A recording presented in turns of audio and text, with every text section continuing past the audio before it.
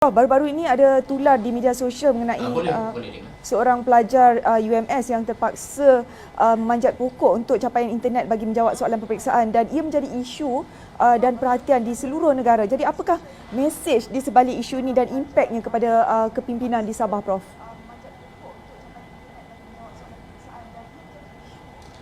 Okey, terima kasih. Soalan yang panas dan menarik.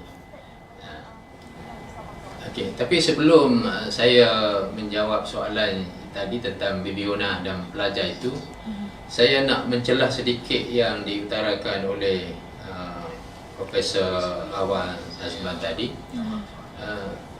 Profesor Madi Awan kata pertandingan sebenar dalam pilihan raya Sabah 2020 ini adalah di antara Gabungan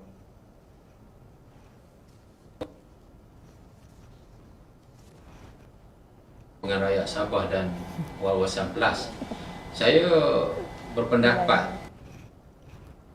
itu tidak salah tetapi tidak begitu tepat, kerana Parti Cinta Sabah harus diambil kira, kerana Parti Cinta Sabah ini bertanding di 73 Dewan Undangan Negeri dan dipimpin oleh Datuk Seri Hanifah Ahmad yang kita kira pemimpin yang mempunyai kedudukan yang tinggi di peringkat nasional dan di peringkat negeri. Jadi saya melihat bahawa Parti Cinta Sabah juga adalah satu parti walaupun agak baru berbanding dengan Gabungan Rakyat Sabah dan Wawasan, tetapi mempunyai kesan yang besar daripada pemerhatian saya. Ini dilihat dari beberapa sudut. Yang pertamanya, Perikatan UMNO dan Barisan Nasional ini telah mempunyai pengalaman yang lama memerintah di Sabah, daripada tahun 94 sehinggalah 2018. Begitu juga Barisan telah membentuk kerajaan daripada 2018 sehingga sekarang.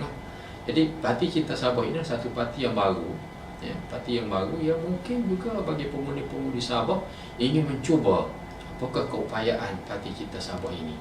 Jadi dengan bertanding di kesemua 73 Dewan Undangan Negeri, saya rasa ia juga dianggap sebagai satu entiti penting dalam persaingan ini. Jadi kalau kita katakan Gabungan Rakyat Sabah dan Warisan Plus sahaja, saya rasa Parti Cinta Sabah juga tidak boleh diketepikan, walaupun dia agak baru dan ramai-ramai awal dapat tidak boleh dibuat sekarang.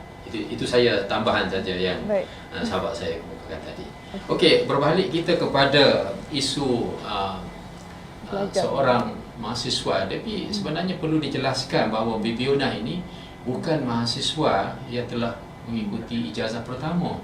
Dia ini adalah pelajar asasi sains, matrikulasi lah, tapi UMS kita panggil asasi sains, yang belum lagi masuk ke fakulti, mana-mana fakulti lah. Jadi dia bukan lagi mengikuti jadual semester yang sama dengan pelajar mahasiswa-mahasiswa yang telah mengikuti ijazah pertama. Jadi jadualnya agak berbeza. Jadi isu yang dia panjat pokok, ambil exam kerana masalah capaian internet yang lemah di bawah, saya rasa isu-isu ini adalah satu isu walaupun kita anggap kecil, tetapi sebenarnya ia adalah isu besar. Apabila kita mengkaji sosiologi pendidikan, saya rasa kita tidak hanya boleh melihat perkembangan yang berlaku di bandar-bandar besar, keadaan yang berlaku di Kuala Lumpur, di Kajang, di Selayar, di ini kawasan pedalaman yang mempunyai capaian internet yang rendah. Jadi saya rasa isu ini perlu diteliti, kerana menimbulkan isu besar, kerana yang membangkitkan, menyatakan bahawa Bibi Ona ini benarnya tidak ada peperiksaan pada masa itu. Sebab yang bercakap itu adalah timbalan Menteri Multimedia, seorang menteri dari pusat yang mempunyai kedudukan yang tinggi. Begitu juga kemudian disusuli pula oleh timbalan Menteri Kewangan 2 juga mempunyai pandangan yang sama. Saya rasa perkara ini perlu diteliti dengan lebih teliti supaya tidak menimbulkan apa yang telah berlaku. Saya mencadangkan kiranya masalah berkaitan ini eloklah menghubungi pengarah asasi sains UMS di Universiti Malaysia Sabah, dan kita tidak boleh merujuk kerana alasan yang dikemukakan oleh Timbalan Menteri itu kerana dia kata dia telah menghubungi beberapa pensyarah kanan. Mungkin pensyarah kanan tidak mengetahui kedudukan sebenar asasi sains kerana mempunyai jadual yang berbeza. Tapi mengikut penelitian yang saya buatlah, bahawa memang Bibiona itu sedang menghadapi peperiksaan, dan memang pada ketika itu adalah dia sedang menguji ujian peperiksaan asasi sains semester akhir lah, kalau tidak silap saya semester akhir. Dan capaian internet yang rendah terpaksa melakukan begitu. Itu biasa berlaku. Bahkan kawan-kawan saya pun berada di luar sedikit daripada Kota Kinabalu, di Tuaran saja sudah mengalami masalah internetnya, kawasan luar bandar sedikit saja. Jadi keadaan itu perlu disedari, bahawa keadaan tidak sama seperti yang berlaku di Shah Alam, di Kajang, di Selayar dan sebagainya, kerana keadaan luar bandar dengan bentuk muka bumi yang begitu, begini keadaannya. Jadi implikasi ini saya rasa besar kepada politik Sabah, terutama benda ini disentuh ketika pilihan raya negeri, menjelang pilihan raya negeri. Tapi saya berpendapat bahawa perkara ini telah berjaya diselesaikan, kerana baru-baru ini Bibiona telah berjumpa dengan Khairi Jamaluddin dan telah menyatakan pertama maaf. Saya rasa itu cara yang baik. Cuma di sebalik itu saya rasa perlu kita memahami apakah keadaan sebenar yang berlaku di kawasan luar bandar Sabah. Kerana sejak PKP ini semua kuliah online, ya, conference online, semua online. Tapi kalau kita yang berada di kawasan bandar tidak ada masalah besar. Yang menimbul masalah ialah mahasiswa-mahasiswa kita yang berada di kawasan luar bandar, yang jauh ke pedalaman, keadaan-keadaan persekitaran yang sangat berbeza.